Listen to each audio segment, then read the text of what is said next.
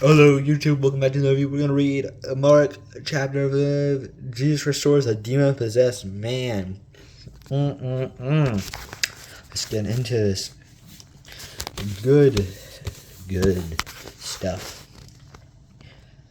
They went across the lake to the region of the Garaneses.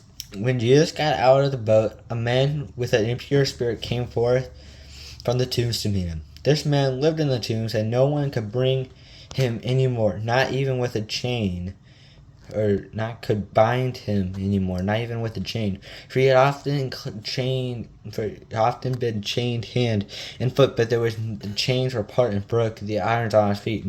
No one was strong enough to subdue him.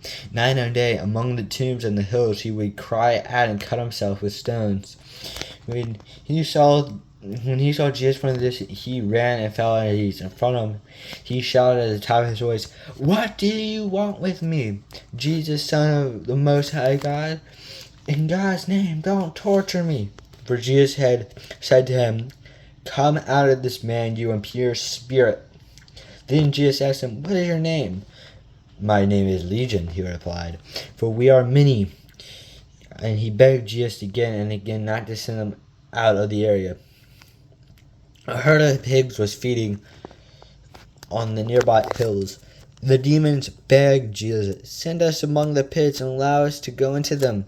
He gave them permission, and the impure spirits came out and went into the pigs. The herd, about 2,000 in number, rushed down a steep bank into the lake and were drowned. Those tending the pigs ran off and reported this in the town and the countryside, and the people went out to see what had happened. When they came to Jesus, they saw the man who was possessed by a legion of demons sitting there, dressed in his right mind, and they were afraid.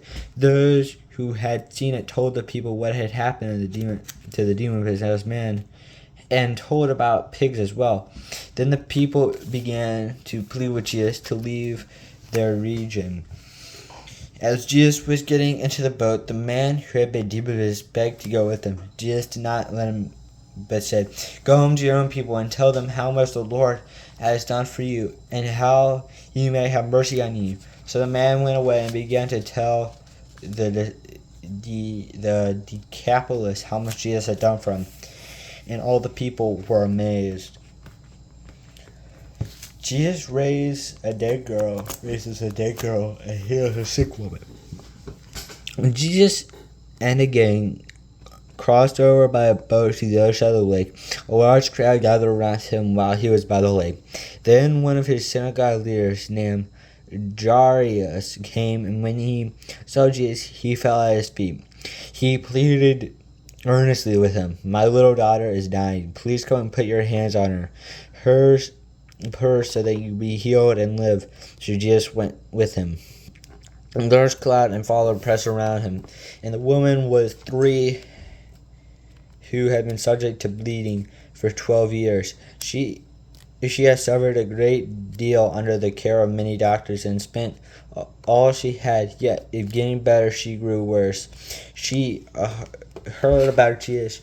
She came up behind him in the crowd and touched his cloak, because she thought, "If I touch his clothes, I will be healed." Immediately her bleeding stopped, and she felt in her body that she was free from her suffering. And Jesus realized that power had gone from it, and he turned around in the crowd and asked, "Who touched my clothes?" "You see people crowding against you," his disciple answered, "and yet you can ask, 'Who touched me?'" But Jesus kept looking around to see who had done it. Then a woman, knowing what happened to her, came and fell at her feet, trembling with fear, and told the truth. He said to her, "Daughter, your faith has healed you. Go in peace, and you'll be freed from your suffering." While Jesus was speaking, some of the people came to the house of Jairus and the synagogue leader.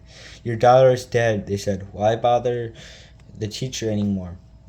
Overhearing what they said, Jesus said, "Don't be afraid, just believe." He did not let anyone follow him except Peter, James, and John, the brother of James. When they came at home to the synagogue leader, Jesus saw a commotion with people carrying and wailing loudly. He went around and said, "Why all this commotion and wailing? The child is not dead, but asleep." But they laughed at him. After he put it all out, he took the child's daughter and mother and the disciples who were with him and went in there where the child was. He took her by the hand and said to her, Talitha Koum, which means, little girl, I say to you, get up. Immediately, the girl stood up and began to walk around. She was 12 years old. At this, they were completely astounded. He gave a strict orders not to let anyone know about this and told her to give something to eat. Wow.